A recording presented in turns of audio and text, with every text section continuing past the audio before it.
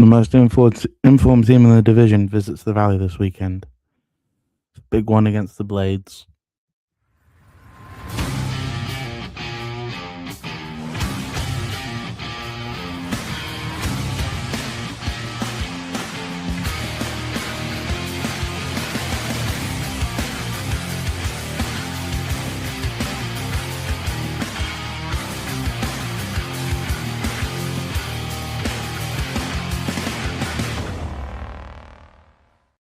Hello, everybody. Welcome into the From the Firefly podcast. My name is Callum Alston. I will be your host as always. I think we're on episode 40 now, so about 40 more I was going to get through. But yeah, it's currently a Thursday evening before Charlton Live, before the Chronicles later, which I'll be on. So make sure you come say hello to that.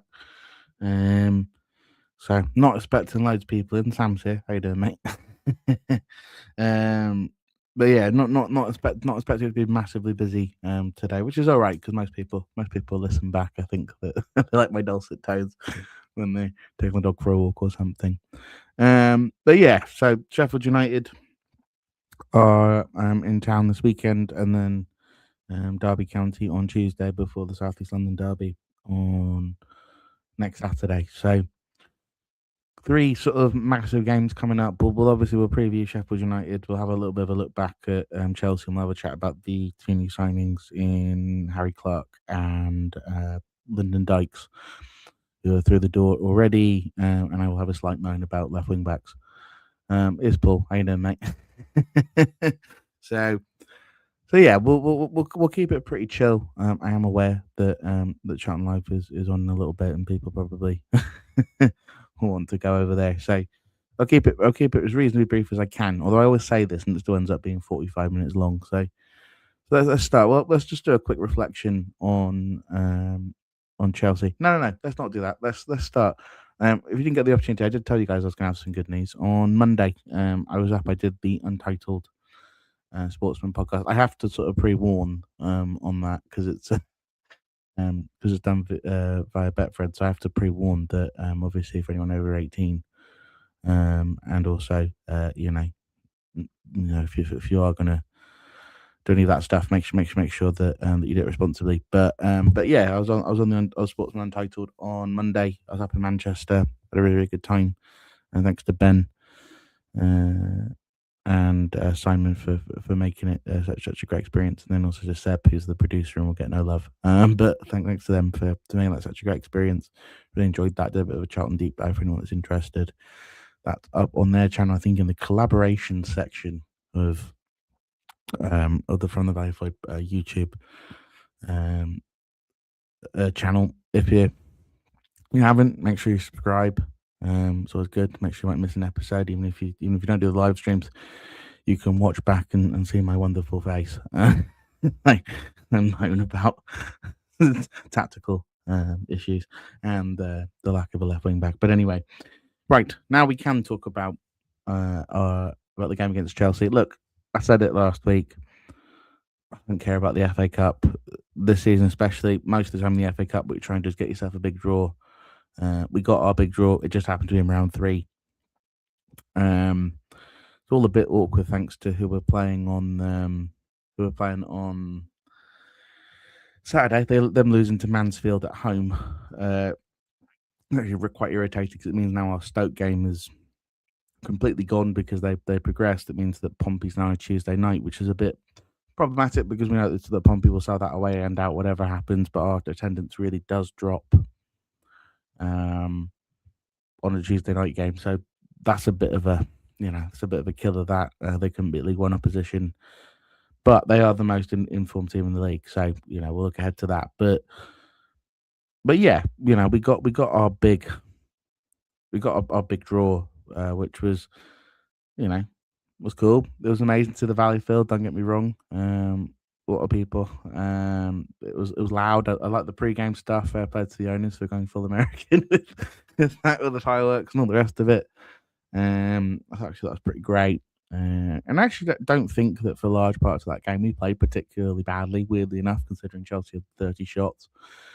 The difference is was summed up by the fact that Pedro Neto came on at 60 minutes, wasn't it? And he's worth more than double our entire squad value. So, I think Enzo Fernandez is worth more than our club plus our squad.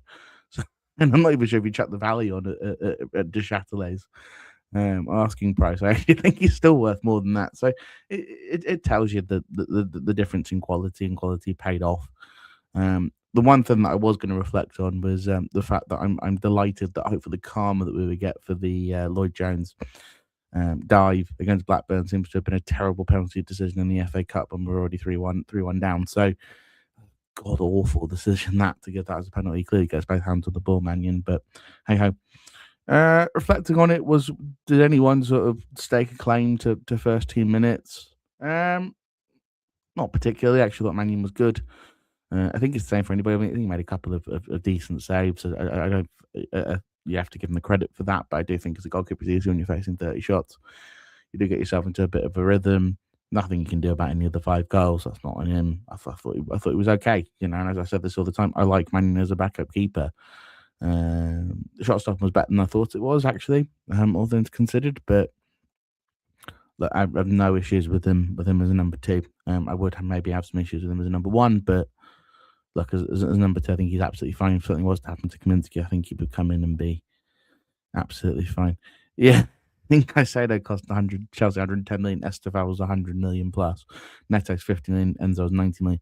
Yeah, I mean that squad is worth half a billion or something stupid, right? But that's the levels, and that's the challenge, right? Is that obviously finishing in the top 10 of the Premier League, whatever it is going to give you stupid amounts of cash. I mean, finishing in the top 17 of the Premier League gives you stupid amounts of cash, and even if you get relegated, you still get parachute payments. So, yeah, it was it wasn't really a fair fight. I think 5-1 was very harsh. I don't think it was a 5-1 game necessarily. But the difference showed. The only thing that upset me was Amari Bell playing in that game. I get it. Playing Gillespie in that game would have been probably pretty disastrous, but it looks like that Amari Bell thing coming off and sort of dragging his leg behind him, that's weeks. That could be months. It's just sort of piles on that pressure to get that left-sided player in as quickly as humanly possible. And we'll come to that a little bit later when we do the sort of transfer sort of look back. Tyree Campbell getting himself injured in that game as well, I thought was a really worrying, of a worrying thing. That didn't look like cramp. That looked like it could be something more than that. If it is, we are really down to the barest of bones at left wing back. If Kane Ramsey's back, you can play him on that other side. If Reece Burke is back, which it sounds like he probably will be for Saturday, you could play Kane Ramsey as an inverted fullback and do what you did at Preston, but it basically makes you really one-sided. Even if you switch that to a 4, I'm not sure. Without Tyrese, I don't think it works either, unless you want to play Tanto off the wing. And if I'm honest with you, I think Tanto will be the striker that loses out by the time we get to the end of the window.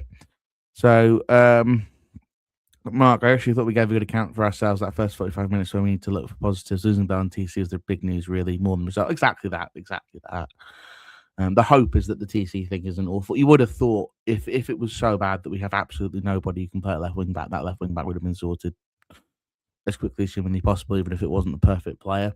So we'll come to wing backs. We'll come to January because I think there's been some sort of misunderstandings, maybe frustrations about what it's like trying to get players in January and how difficult it is. But we'll come to that. Do we even know how bad the injuries are? No, I mean Nathan's never going to tell you. It's always a telltale sign then when someone pulls a hamstring and starts dragging it behind them. That was definitely a hamstring for Bell, and that it's the same one. It's the left hamstring again, isn't it? Whenever you pull a hamstring, you're then susceptible to re-pulling it again, and that's the really worry. Fuller as a left wing back and flatter forward worked with these injuries for me. Done well against Patrick Roberts. Then we haven't seen him since. Yeah, I mean potentially. Potentially, you could do it that way. I think probably most likely thing to happen is that because when I was listening actually to call this podcast, I didn't realize that it sounds like Bree actually may play on Saturday. That technically doesn't have to go back until Saturday the day, which would mean that he technically could play on Saturday if Southampton were to let him. So you could actually have him on the right side and put Kane Ramsey on the left side, which I think probably is what he'd do. If he has the option, you put Macaulay at left centre back, Lloyd at centre back, and Lloyd in central, and then you put Burke at right centre back, the community in goal. I think that's what you do. But I could be wrong. I can actually see the value in doing this. I think I think probably the club are trying to take the pressure off Fuller a little bit, kind of try to bed him in a bit. Just because he's a very young lad and gets torn apart once by a really great attacking side. Or the Sheffield United player. Does Sheffield United play a 5? I think they do, don't they? I can just double check it whilst we're here. I think they do. I should check this. Yeah, I think they play. Yeah, they play a 3-4-2-1. So if Sheffield United are playing a 3-4-2-1, you actually probably wouldn't quite have the same issue on that side, maybe with Fuller. But I think he's going to want to match up at centre back because that's what Nathan Jones does. I think did Doherty impress me on Saturday? No, not particularly. But again, look at who he's playing against. Like, these are world-class players. I think for me, the thing about an FA Cup game like that is you learn so little. It's good to test players, and I want to give the real flowers. I know Sam's saying that, Mannion was the better out of the squad. No, I thought Miles Lebo was actually really, really good on Saturday. It was really good. Again, I think it's starting to become that's 3 or 4 games in a row now. Maybe it's 4 out of the last 5. He's looked really, really good. Maybe it was because Coventry didn't look quite the same level, but actually, other than that, last 5 games, he's been really looking very good. I think that switch, he's probably hit that switch. Sometimes players kind of do that. They kind of get that development, isn't it? It's getting used to the speed, getting used to the pace, but it feels like he's flicked that switch, and that could be a very, very exciting thing for us. But actually, I thought he was very good in that game as well. And I think somebody mentioned TC. Actually, I thought TC was okay in that game as well. To be fair to the lad, again, it's such a difficult game for players like Coventry or Lloyd, or they're just not. You don't want to say they're just not the level because it sounds harsh, but these are. I hate the Club World Cup. I think it's such a stupid idea, but these are the club, but these are the world champions. These are some of the best players in the world, and I think that, or some of them are the best young talents in the world. And Esteval could be the next great thing. Sometimes you just kind of have to say, okay, fair enough. Like, we're not that level. It's disappointing to concede 5 because I think the only thing I would say is that has kind of been issues. It's been a 3-1 game. You kind of go, okay. It was like chasing shadows. You're absolutely right. It was genuinely chasing shadows out there at times. The ability on the ball, the ability in the centre of the park, like, they're gone before you get there. To be fair, I mentioned him actually before. To be fair, James Bree actually thought he was pretty good defensively, all things considered. But look, to get the goal, to get the moment, to think you're going to get back into it, that first goal, you can defend things better. But what a hit! The only one, as I say, really is that second goal, is the one off that front post. That should never be going in. I think Nathan Jones actually right. That schoolboy, that you've got to get on the man there. Whoever that was that didn't, was it TC? I don't know who it was. You can't lose a man there, because in the Championship, if you lose Tanganga like that on Saturday, he'll score. So you've got to be, but we've got to get that right. And I think sometimes the marking at the moment is a little worrying. We're sort of getting away with it because Lloyd Jones basically wins anything that comes in the box. I think Miles wins a lot that comes in the box, but some of the marking isn't quite where I'd like it to be, and maybe that's a Hilton thing, maybe that's losing your set piece coach, but I think people are focused on the forward bit of that and going, we're not scoring as often from corners. Well, part of that is that we're playing against better defenders and teams with better structures, but part of that as well is, it's harder to score at this level. If you put the ball that close, keepers are going to come. It's a more difficult league, obviously, to score goals in, but it's actually the other side of the pitch that worries me more. Is I think we've been a little bit more susceptible at times to the ball. Maybe the ball doesn't quite bounce all the time to the opposition, but we do kind of let the second ball drop every once in a while, and I think that is problematic. Toasting on the freedom of SE7 there. I think our defenders are in SE9. Yeah. Charlie's asking, what do you think of the signings, Cal? I will get there. Because actually, but let's sort of, we can move on from Chelsea. It's a good night. It's good to see the Valley full. Surprisingly, the concession stands are able to withstand it. So fair play to the club, whatever they've done, the concession stands, whatever sort of rocket they put up the backside of Gather and Gather is actually somewhat worked now. If they could get some drinkable pints at more reasonable prices, that would be great. But can't have everything, I guess. Um, yeah, it was Cov. So it's Cov that was the marker. Okay, I mean he's behind me. I'm not going to get to whatever, but you can't let your man. You can't get your man run off you like that. It's dreadful. You have to. If you're not in the camera frame, I think he just doesn't even notice him going behind him. It's awful defending. I think it's because we're trying to do some sort of zonal marking scheme. When we kind of hit the summer and have a bit more time on, I've ordered a couple of books on specific football tactics. I want to kind of go through some of the zonal marking stuff because it can be a bit more complicated. I think people think of it as just you stand in this spot and march this area. It's not quite that. Those areas move depending on the players, and it kind of becomes a bit interrelated.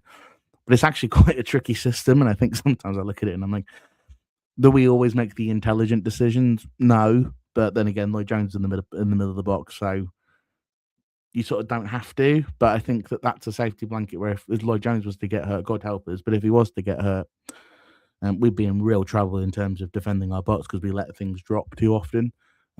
Really, with the exception of him, that's why the Portsmouth goal was so surprising. Was that any other time of the season, Lloyd Jones knocks that for a throw in, knocks it straight downwards. So, hey, these things happen. I'd rather it happen against Chelsea than against Sheffield United, if I'm honest with you. As I said, I don't care about the cup. I don't think we embarrassed ourselves. I think the scoreline looks worse than the actual performance was. And I think we learned that we have a decent backup keeper, and I think that's let's take the positives from that. Set the positives of the youngsters looking decent against a side like that, and let's move on to Sheffield United. Sheffield United are the most informed team in the league, by the way. So this is going to be. They have a thing where they'll do 2 or 3 fantastic performances, and then they'll drop an absolute clanger. That second half at Wrexham, we're watching it coming back from Norwich. Absolutely terrible. Oh, did you, Paul had a bad time with the concession stand. Were you in the low? You're in the lower though. I was up in the upper, and actually seemed to be all right. And then we got hypothetically we're drawn Hull away. Do we really want that with our injuries? Bin the cups. Bin the cups is kind of what I've been saying. Don't embarrass yourself. Take the income. It's probably £1 million the club have earned from that. So let's not downplay it to that extent. I don't know. Would we have had Holloway? I guess because it's CH. We actually probably would have been the same number, to be fair, Mark. So I think you're right, because sometimes they say, oh, but the names would change because it's done in alphabetical order, so it would change it. But actually, it would just be CHA instead of CHE. I don't think Cheltenham or any of them were still in there. So actually, you're probably right. God, people are coming in now. Hi, everyone. Thanks for joining. Let's talk Sheffield United. The most informed team in the league. They do have a thing for dropping a clanger. Yeah, Bamford, Paul Bamford, they're about to come here. If there's one thing, we're just talking about players moving off with you, moving to the back of you. Actually, to be fair, Sims did it for Coventry as well, but he kind of let Reece Burke dropped, and he just kind of came outside. Bamford will make that same move if you let him, and he'll put it in the same corner. We have to be so careful with a player like that up front. We have to be so careful to play that Hamer in behind. The only chance they had when we played him at Bramall Lane was Hamer from about 25 yards. But you can't leave players like that to their own devices. They're a really, really. I don't know if Peck's going to be fit, but I like him. There's Arblaster. They've got youngster, and they've just signed Waver who was at Stoke last year, as a very attacking fullback, and that would worry me a little bit with the left wing back options that we have. Although people aren't going to believe I'm about to say this. Although, because he's right-footed and going down our left-hand side, this may be a game you can actually play Apter on at left wing back. If Bree is fit and playing, I think you can get away with playing Apter that side. The other thing I may consider is playing one of Ramsey or Burke as the left centre back rather than taking the left foot. Charlie's saying, I think Sheffield United are beatable. To be honest, I take a point. They gave Coventry a game, should have won, even no reason we can't beat these. Well, I mean, we have beaten them, right? We beat them once this season already. They are beatable. They're not the most tight defensively. They will give goals up. They score goals going the other way. It's very much a wilder side. It's going to be a really interesting sort of coaching matchup. I thought it was really interesting in Sheffield, in a game that wasn't that interesting, actually, how both managers were constantly sort of trying to tweak things and change things. So it'd be really interesting to kind of see. I think you can absolutely get that chance still that Kelman had in that game, where I think it must have been Miles who flicked it on. Or maybe it was TC that played it through. I can't remember exactly who it was. Maybe Kerry knocked it on. Actually, I think it was. And he's through almost 1-on-1. He should finish it, and that's the sort of chance now that I think Kelman probably finishes. He's got the goal. He's got a couple in now, and now he's all of a sudden he's sort of flicked that switch a little bit as well in front of goal. So I think that's the sort of thing that you're looking for, making runs off of players. I think Tanganga's a fantastic centre back. Don't get me wrong, but I think you can make a run off him. Ben Mee was absolutely terrible against Mansfield, so I can't imagine you'll have him in. But if you've got a player like that, again, that's an older player. Not a huge amount of speed outside of Tanganga in that Sheffield United back three. So if you can kind of get in behind, make a run off Tanganga and kind of get in behind those two outside centre backs, I think there's definitely some space. I'm not going to say Kelman takes that chance. Absolutely he does. Evening all. Hello, mate. How you doing? I agree. Play Apter on the left. I wouldn't say no to Gostang.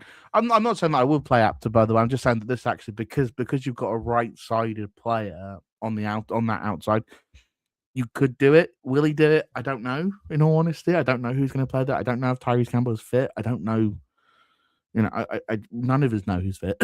So that back five could be anything. From what we've heard, it sounds like both Ramsey and Burke will be back. So you should be able to cobble something together that won't be absolutely terrible. But I think you can see where we need to play. Obviously, we need a left wing back. We probably need two left wing backs, if I'm honest with you. But if you can find yourself another left-footed centre back, you may want to look at one, depending on how bad that Bell injury is. Whether there's someone that you can loan, whether there's someone that's available that sort of fits that. I think it's very obvious, but they took that risk on Jerusalem. It hasn't worked. I love Apter, by the way. He's naturally left-footed, but hasn't he start is beyond me. I can explain it to you, as other people have heard it. I think what it is because Apter is very one-footed, so he's left-footed, but he's very one-footed. If you've got inverted wingers, so you've got a winger that's going to come down that right-hand side and cut onto his left foot, because Apter's going to his weak foot, he can't adjust. So he's a winger who's not a defender anyway, and then you're asking him to start on a weak foot, and his weak foot isn't a good weak foot to start with. So that sort of makes sense. So if you're allowing players to constantly cut in, it's going to cause huge issues, especially since Gillespie's left-footed as well. So you can sort of cut round, and that causes Lloyd Jones to have to come out, and then everything's kind of a bit of a mess. So that's why I don't think he's done it. I think it worked against Oxford because that's the game I think people point at, and that's because Oxford's winger is actually naturally right-footed, so he's trying to cut on the outside, and Apter actually could cut that out. So if you're playing against a team here, if they're playing Waver, who is right-footed, you absolutely can play Josh there. So I think that there is. So you can play Rob there. So I think that there's a way to play Rob in this game. Whether he's going to do it or not, honestly, I don't know. But if Rob wants to play, and it's pretty obvious they're not going to sanction any exit for him, but if he wants to play, he's going to have to. That's that defensive part of the game that has to get there. So I hope that kind of answers the question. That's just in my opinion, from what I've seen. Goss ability is a huge positive of the way we play defensively. He's also good on the ball, which we miss at the back when Bell gets injured. Yeah, it's not a bad shout, Mark. I've always said I think since he started, I think Goss can have himself a really good career. I think he's probably more of a 6 than he is a centre back. The only thing that probably goes against him is his height. So it's not like Coventry wins lots in the air anyway. So you probably could use him maybe as a 6 in there. As a centre back, I think maybe his height at some point is going to come back to bite him a little bit. But there are great shorter centre backs as well. I wouldn't have a problem if he's playing. Put it that way, I'm not going to say 100% he's a CDM. I think he does. I think in the under 21s he is a CDM as well. So that's just if he plays on Saturday, I'm not worried about him. I think he's been really quite impressive. He's really good at Norwich. I thought he's been very good in the games that I've seen him play. Actually, he was good against Chelsea, to be fair to the lad. And that's about as big a baptism of fire as you can have. Hope Josh can get some under 23 minutes next week. I don't know. From what Nathan was saying, and maybe it was just the fact I was reading it. It's difficult because I'm trying to get him call his sub. It didn't sound like he was. It sounded like he's coming back, but he's not quite there yet. So you're probably looking at a couple of weeks. Maybe next week, Sam. Maybe you're right. But probably a couple of weeks. Yeah, Jay saying yes, that makes sense. I think we all realize how much we miss him, but we miss him terribly. I mean, I've said on this pod, and I'll keep saying on this pod, and anything else I ever appear on, that going into a season with one fit natural left back was absolutely crazy. And the fact that your only backup is someone who was injury prone is also absolutely crazy. So we can move on from that. But look, I think the Sheffield United definitely are. They're definitely gettable. I don't think that means that they won't come up and turn us over 3-0, and that's not what I'm saying at all. I think that they're a really good side at the moment. It's just that, are they dominant side? I'm less sure. I think they win a lot of games on moments. They're going to be very motivated because they need to just win as many games as they can at this point. I don't think they're thinking they're going to be going backwards. I think that they're thinking they're going to climb the table.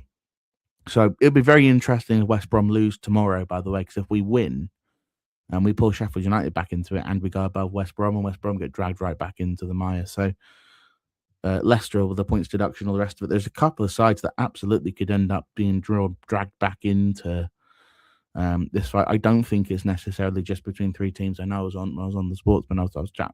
Ben was saying I think it's between these three.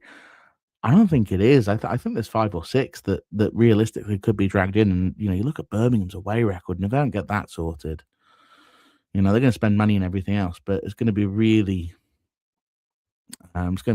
really interesting. I think last couple of seasons for us, what we need to do is turn this form around. I think we just need a couple of wins if we can. I know. Charlie was saying before. Play Paul. But I know that that's tickled me. I know that this is. I know that Charlie was saying that a point it's acceptable. I think is what we go with. It's acceptable. But you look at it and you go, this in Derby, you would go, look, if you can get 6 out of these before that absolutely horrendous trip we have to Millwall, and then a really tricky trip to Leicester, I think you'd feel a lot better. I think we just need to get a couple of wins just to kind of turn this around. Obviously, we've got a lot of home games as well, so if we can start the boulder going down the hill on the home games, then the away games were, other than Sheffield Wednesday and other than Oxford away, the rest of them become kind of like free hits. It becomes just try and get a point. As I say, the really big exception to that is Sheffield Wednesday, and we go there in April. God, are they going to have a team of anyone over the age of 17 by the time we go there? I don't know. But yeah, I think they're going to be down by February. I would have thought. So, will they even think? I guess question for the chat: will Sheffield Wednesday get to 0 or not? I have genuine doubts whether they're going to finish the season potentially with negative points, which is would be an achievement. But yeah, so I think it's winnable. They've a good keeper, but he's not an unbeatable keeper in Cooper. They've got good centre backs, but they're not. They're not scary. They've got good fullback. I like Harrison Burrows a lot actually. At left wing back, but they're not. They're not terrifying. They lost Sousa in the summer, so the midfield's not quite as big and strong, tall and dominant. So, look, I think there's an opportunity here. I think there definitely is an opportunity here. And we'll close on Sheffield United, and then we'll get to the bit that I know everybody's actually here for, which is a chat about transfers. I've always said it, winning and losing are almost habitual. We just need to learn how to win again. It's exactly that. We just need to win a couple of moments, quite frankly. A lot of these games we're in the game, even if we're not winning them. Even games we're losing, 1-0 at Norwich, 2-1 at Pompey, right, with that horrible last-minute goal. You look at them, it's just like we're just kind of about there. Oh, you're gonna go right off my heart here, Mark. Will depend on this January window. If the administration says Sheffield Wednesday, if the administration needs to sell, which was rumoured in December, they'll lose their goalkeeper Valerie and a couple of others. I'd love Jan Valerie. I know. We don't need, but we do need a backup CDM. If you don't know what that is, go and listen to the Sheffield Wednesday episode. I did a FIFA career mode a couple of years ago. I played Jan. I think it was Espanol, and I used Jan Valerie for about 4 seasons. I love the bloke on the game, so it's one of those. It's like, is there a dream signing for weird reasons? Yes, that one for me. Yeah, I mean, losing Pierce Charles would be a killer for Wednesday as well. I mean, without him, they ship goals with him, but they just keep shipping goal after goal after goal. Right, let's chat transfers. 2 players in. I'm just looking at the time. Got 15 minutes before Charlton live, so I want to give you guys like 5 minutes to get a cup of tea or whatever it is before that. Remember, Chronicles, 8 p.m. Come say hello. Right. Transfers. So 2 players in. Carrie Clark from Ipswich Town and Lyndon Dykes from Birmingham City, but kind of not from Birmingham City because the contract was termed. That's a weird one. We'll get into that. But let's start with Clark. I like him. I don't think he's a terrible signing. I think it's very, very low risk. Depending again on your wage coverage and all the rest of it. But I always find with wages, sometimes these things are completely overblown. I don't think he's going to be on a huge whack. But I like him. I think he's a sort of player that I was here. Was it must have been called these things as well. They were calling him a nutter, and he said he fits Nathan Jones because he's a nutter. I think it may actually work like that. I think that there's him saying, "Yeah, I talked to the manager and I'll start." I was like, "Yeah, that's because you both have the same type of crazy." But I like him. I think he's definitely supposed to be the right-sided centre back, and I think he's cover. So a lot of these sort of really nagging injury issues, I don't think are quite as probably aren't going to be quite problematic. I don't think he's going to play every single week or anything. I think when Ramsey's fit, he plays ahead of him. When Burke is fit, I think he plays ahead of him.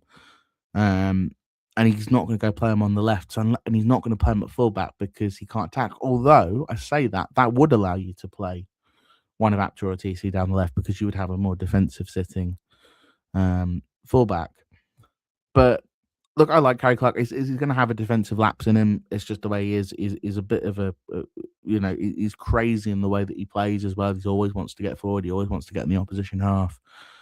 Whether he's good in the opposition half, I think is another sort of question. But I think on paper, that's what Charlie's saying here.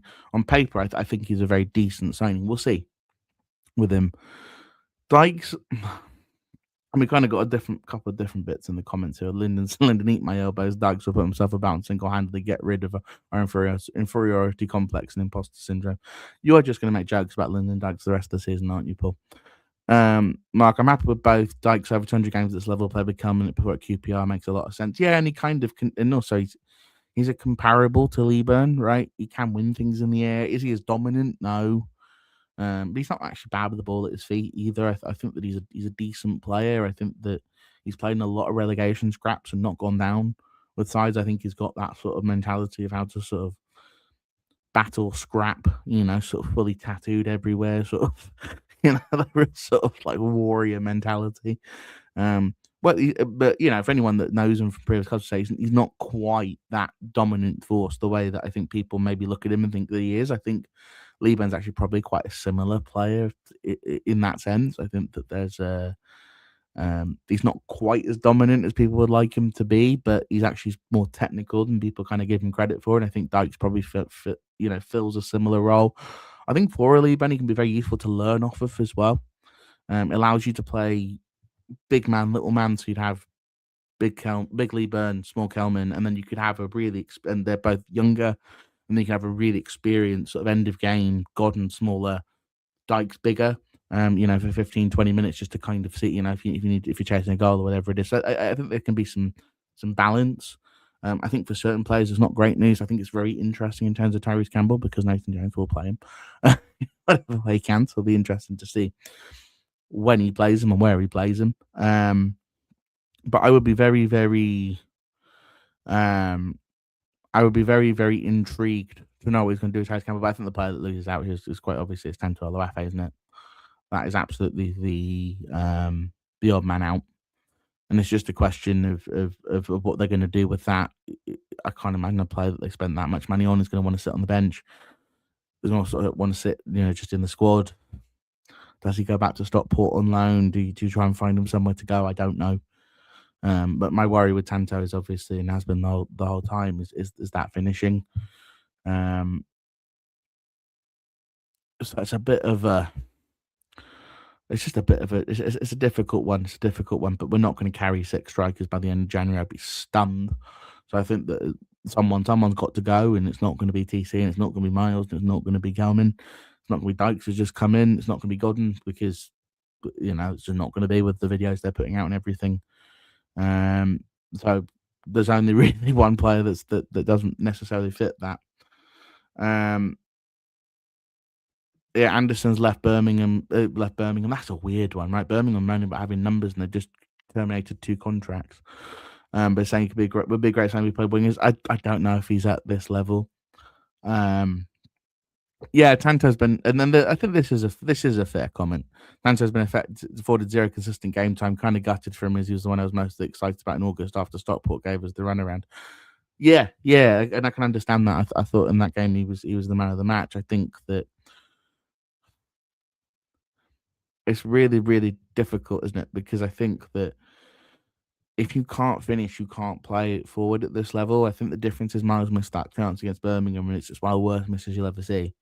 Right, next chance he had, right, next big chance he sort of had, he put it away. And I think that's kind of no, he didn't. He didn't actually. He missed against Coventry as well, didn't he? So I think it's difficult. I think that when you miss 4 or 5 one-on-ones, it becomes very difficult to play you because even if you create a moment, if Kelman doesn't have that incredible moment against Oxford, the only thing I would have been talking about on that pod would have been that Tanto missed one-on-one. You can't miss those sorts of opportunities. It doesn't matter how much game time you have or don't have, and I understand the rust, but I find that one difficult that's a difficult circle to square, if I'm honest with you all. Sam, we're not putting Liban out on loan. I don't get that one, mate. We're all welcome to an opinion. I think Liban's been absolutely fantastic for the last 5 or 6 weeks. So I don't get that. I don't get that at all. We're going to loan him out to League One. It's a weird one. I'd say that, but Tantos is a very immature level of composure and decision making in and around the box. Yeah, and that's where I am for saying free Tanto. None of this is like a big criticism of Tanto, by the way. He seems like a really cool guy. And there's a lot that he does in the game that I like. I just don't know if you can play striker and not be able to score. And in League One, you're getting quite a few shots. You're given a lot more space. Teams play, they might play deeper, but you get more room. Teams don't kind of come out to you in the way that they do here. And the problem is that when you're creating that space and you're making all the right runs, but you're not able to finish, I think that it's just difficult to play up like that because if you make that sort of moment, I mean, if you make those sorts of moments, you have to be finishing them at this level, and it cost us, multiple games. And I think that's the, if you go 2-0 up at Coventry in that game, right, absolutely dominant, you go 2-0 up. Yeah, they scored 3 goals in the end, but actually, I think that the crowd goes quiet. You get a real opportunity, I think, to really pull a shock there. But hey ho. So Charlie saying nothing against Tanto, but a loan move might suit him back to Stockport as the rumour. Sam will be interested with DK and Bick on loan too. Yeah, I mean, that's the other thing to confirm is that Carnu, I think Sadler was saying that it's been confirmed that Carnu will be staying in January at Walsall. I would make the assumption when Cowley does his pre-match that it'd be confirmed that Bick's staying at Colchester. And my expectation has been, as I've sort of said on this pod, I think they'll both be given an opportunity in pre-season to come back and show us what you've learned. I think Nathan Jones' first instinct will be to keep him Bick. I think he is the perfect Nathan Jones striker in many ways. He reminds me actually of Carlton Morris in a way, who suited that Nathan Jones system like a glove. Or maybe a much bigger, much more physical, much faster Hilton, but with a much higher ceiling. So I think that they're definitely going to give give them an opportunity, I think, to try and earn a spot. Whether they'll win it or not, I don't know. I'd like to see Carney go to League One, if I'm honest. A bit annoying that he didn't get the move to Wimbledon with the way that it all kind of worked out. And then I think Wimbledon ended up saying, was it Orsi they signed? He's now gone back to Crawley, so it kind of hasn't worked anyway. But yeah, so I'm not saying he saw Carney at Norwich. They seem to be playing him very centrally and almost as a target, mainly to feet. Well, he's got very, very good feet, Carney, to be fair, for that level. He's just not the strongest lad. He kind of, and I think that's probably the difference between the two, is Mbik's good with his feet, but he's massive. I think Carney's a very, very good box poacher. There's the one where he hit the inside of the post against Portsmouth in League One, the game that ended 0-0, and I thought, wow, that goes in. There's a lovely little spin move he does on the outside of the box to kind of get in there with a man on him. And it's a smart little bit of play. I really do think that there are. You can see why both of them scored 50 plus goals at youth level per season. It's just a question of whether of whether they're sort of going to make that next step up, and that's the question. I think I would like to see them both get a League One move next season. If I'm honest, I think there's going to be a lot of people very, very interested in. They'll be interesting, Carney. Don't get me wrong. If you're a Port Vale now, you must be sitting there like, snap. Why didn't we try and get this lad in the summer? But I'll tell you what, I think there'll be a lot of interest in having him back in League One. If I'm honest with you, seeing what's going on. You don't score the goals that he's scoring against the teams that he's scoring them against at this age without, there being serious talent. But right, that's my obsession with thinking that we've unearthed another one of those really fantastic fantastic gems. And as Charlie says, rate Kanu and Mbic, I trust Jones to call it right. Exactly that. And not as I say, like they're developing well, they're both progressing. They're kind of going through the hots and cold spells of being strikers at the level. They're at two very good football clubs. Two clubs where the fan bases have been nothing but complimentary. I mean, I have not seen fans fall in love with a lone player the way I've seen Colchester fans fall in love with Mbic. It's like one of those things where it's like, I'm not just making it up. He genuinely does seem to be. They're definitely going to be that. They're not going to. I mean, Carney maybe said this is an interesting thing for Mark, and I am aware of the time. It's hard because they're on our own, but Mbic and Carney are going to push us up in the Championship. Maybe worth cashing in during the summer, both those two. And Mbic, no. Mbic's 19 years old. He's an English striker. He's that big. Not a cat and nails chance that he's got anyway. He's just signed a long-term contract, 2029, and there's a club option to 2030. I think Mbic's the sort of player you keep around because if he becomes the player that he can become, he's worth a hell of a lot than maybe the £1 million you're going to get this summer for him. Carnu, I could see an argument for, but again, he's actually contracted, I think, till 28. So I'd actually like to see. I'd actually really like to see Carney get a League One loan. I'd like to see him in League One just so I can kind of see week in, week out. I think he's about the level at League Two. He's one of the top scorers in the division. He looks comfortable playing that level. You would have seen him play against Norwich, though, Mark. He may have looked a million miles off it, but again, I try not to judge too much on the cups. But so not sure Carney would excel above League One. That's why I'd like to see him do it. I think they're two different talent profiles. I think one could be very good League One striker, potentially bottom of the Championship if everything goes the right way in Carney. And I think Mbic he's in the England development squad, isn't he, for a reason? All right, Stuart's coming late. No worries. But I had to do a Thursday because I was up in Manchester on Monday, and then I was seeing Biffy Clyro last night. So I wasn't able to hop on. Probably good because Dykes thing. My opinion on Dykes, just really, really quickly. It's not a sexy signing, but I think that there's sort of player where there's a symbioticness between having two younger forwards you can play together who are one big lad, one small lad in Leeburn and Kelman, and then you've got the two older lads, right? So you've got the same thing. So you've got Dykes and you've got Godden. I think if you're running those two for 15, 20 minutes rather than trying to play them for 90 in games you're chasing, I think you may be able to get something out of that. Dykes isn't going to score a heck of a lot of goals. We don't necessarily have the wingers or the wing backs to put the crosses in for him. But I would say he's much less of a brute than people think he is. He's actually not bad technically. He doesn't run around a heck of a lot, but he will cause centre-backs problems and he will do the dark stuff. So it looked really lively. Mark going back to Carney, looked really lively, zero quality into him.